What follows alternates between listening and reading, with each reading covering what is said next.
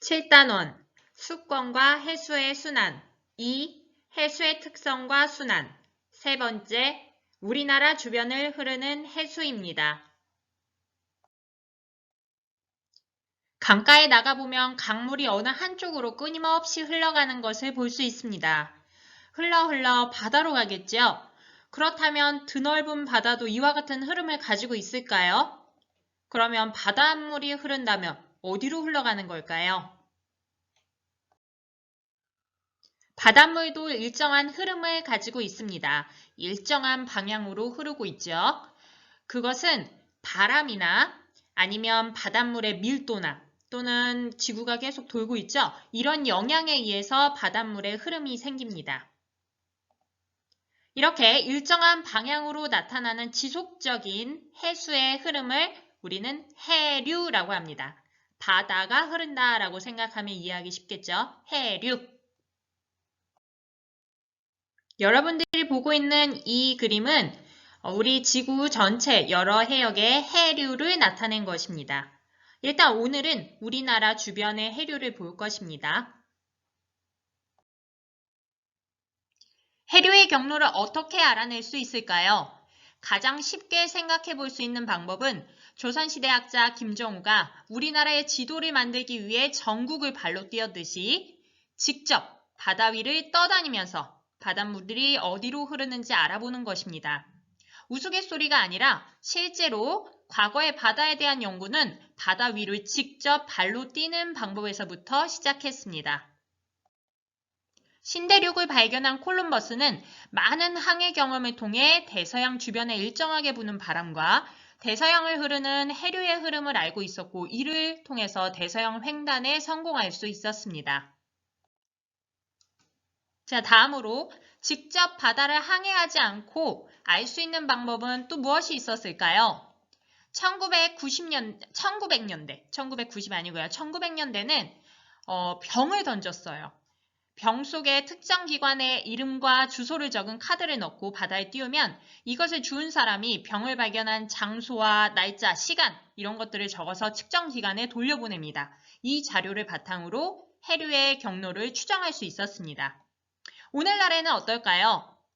오늘날에는 신호를 발생하는 장치를 바다에 띄우고 인공위성을 통해서 신호를 전송받아서 해류의 이동 속도와 방향을 연구할 수 있게 되었습니다. 자, 다음 그림은 여러분들 교과서 254쪽에 있는 그림입니다. 먼저 이것은 우리나라 주변의 표층 수온 분포를 나타낸 것이고 1월 달의 모습입니다. 그 다음 밑에 있는 것은 우리나라 주변의 해류를 보여주고 있어요. 자, 간단히 볼게요. 지금 여기 위쪽에 이렇게 수온 나와 있는 거 보이죠? 온도를 나타내고 있어요. 1월이에요. 춥겠네요. 자, 일단 낮은 온도입니다. 이쪽 위쪽은 거의 낮은 온도를 보이고 있는 게 보이죠? 지금 파란색으로 보입니다. 밑에 쪽은 약간 위에보다는 따뜻한 수온인 걸 알 수 있어요. 자, 우리나라 주변의 해류, 바다 흐름은 이런 흐름이구나. 자, 이거 기억해 둘게요. 그러면 저위도에서 고위도로 흐르는 해류와 고위도에서 저위도로 흐르는 해류의 수온은 어떨지 한번 생각해 봅시다. 자, 저위도는 적도 생각하면 되겠죠? 고위도는 극지방 생각하면 조금 쉬울 거예요. 그러면 이쪽 옆에 오른쪽에 있는 해류 그림을 본다면 우리나라를 기준으로 보면 저위도는 요 밑에, 여기가 저위도겠죠? 고위도는 여기 위쪽이 고위도일 거예요. 저위도에서 고위도로 흐르는 해류와 고위도에서 저위도로 흐르는 해류, 이때 수온은 어떨지 한번 생각해 봅시다. 저위도에서 고위도로 흐르는 해류, 저위도는 적도 생각하면 쉽고 고위도는 극지방 생각하면 쉽다고 했어요. 적도 부분이니까 아무래도 더 따뜻하겠죠? 자, 이렇게 따뜻한 해류는 우리는 난류라고 합니다. 따뜻하다라는 뜻이에요. 자, 그럼 고위도에서 저위도로 흐르는 해류, 고위도는 극지방 생각하면 쉽다고 했어요. 춥죠? 찬 해류예요. 자, 이거는 한류라고 합니다. 두 개의 용어 나왔죠? 해류는 따뜻한 해류인 난류와 차가운 해류인 한류가 있다. 여러분들 교과서 255쪽에 나와 있는 그림입니다. 우리나라 주변의 난류와 한류를 보여주고 있어요. 저위도에서부터 고위도 쪽으로, 그러니까 저위도에서부터 올라온 이 해류는 우리 난류라고 했죠. 황해 쪽에 형성된 이 난류는 우리 황해난류라고 합니다. 자, 동해안 쪽으로도 가는 난류가 있네요. 이것은 동한난류라고 합니다. 동해난류 아니에요. 용어 잘 확인하세요. 그럼 고위도에서부터 내려오는 한류도 있습니다. 이것은 북한한류입니다. 이렇게 한류와 난류가 만나는 이 부분을 조경수역이라고 합니다. 이게 좋은 어장이 만들어집니다. 우리나라 동해에는 그럼 동한난류와 북한한류가 만나기 때문에 이곳에 조경수역이 형성됩니다. 조경수역 많이 들어봤죠? 북한 한류가 많이 내려오는 겨울에는 차가운 물에 사는 명태나 청어 이런 것이 많이 잡히고요.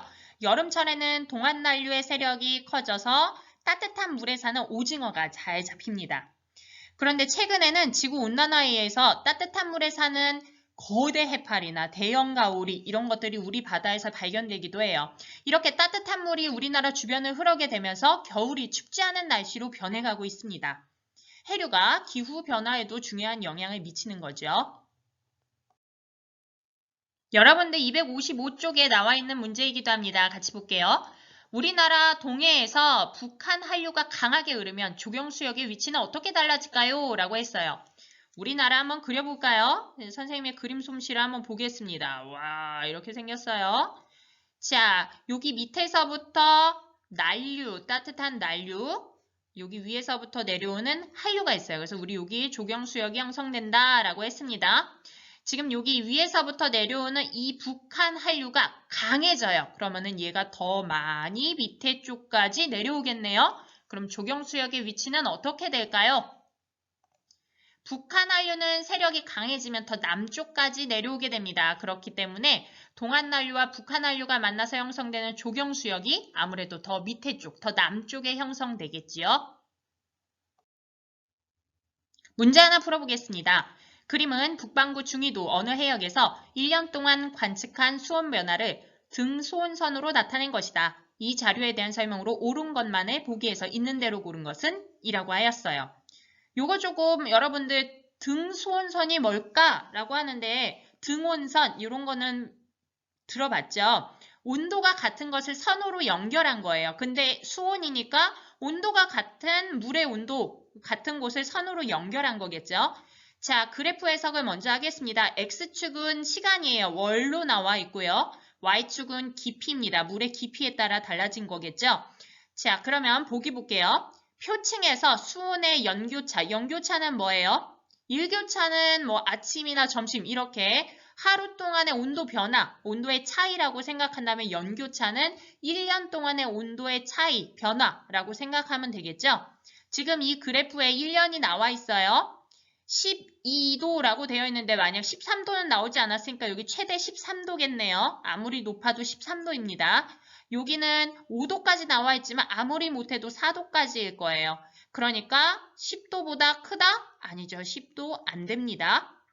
수온 약층 우리 지난 시간에 배웠을 거예요. 온도가 깊이에 따라 바다의 깊이에 따라 급격하게 온도가 떨어지는 구간 수온 약층이라고 했어요. 9월과 5월을 비교해 볼게요. 9월은 여기라고 합시다. 주주주주주주주주주주주 5월 볼게요. 주주주주주주주주주 자, 9월은 온도가 지금 12도, 11도, 10도, 9도, 8도, 6도 다 5도까지 거의 되네요. 5월에는 보면은 지금 6도죠. 7도, 6도, 5도 이렇게 되네요. 그러면 급격하게 온도가 떨어지는 수온 약층 이거는 어디에서 더 뚜렷하게 나타나나요? 그렇죠. 여기에서 훨씬 더 뚜렷하게 나타났죠? 9월이 더 뚜렷하게 나타났습니다. 맞습니다. 자, 6도. 여기 있네요. 6도. 6도의 등수온선이에요. 이것은 5월이 11월보다 더 깊은 곳에서 나타난다. 여기 5월이고요. 11월 볼게요.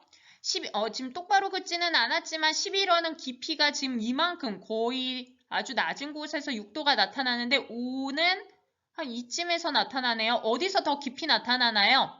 11월에서 더 깊이 나타납니다. 근데 지금 보기에서는 5월이 더 깊은 곳에서 나타난다 라고 했으니까 이거 틀렸네요. 2번이 맞습니다. 자, 이 문제는 어디서 나왔을까요? 얼마 전에 있었던 우리 2020 대학 수학능력시험 과학탐구 지구과학 3번 문제였습니다.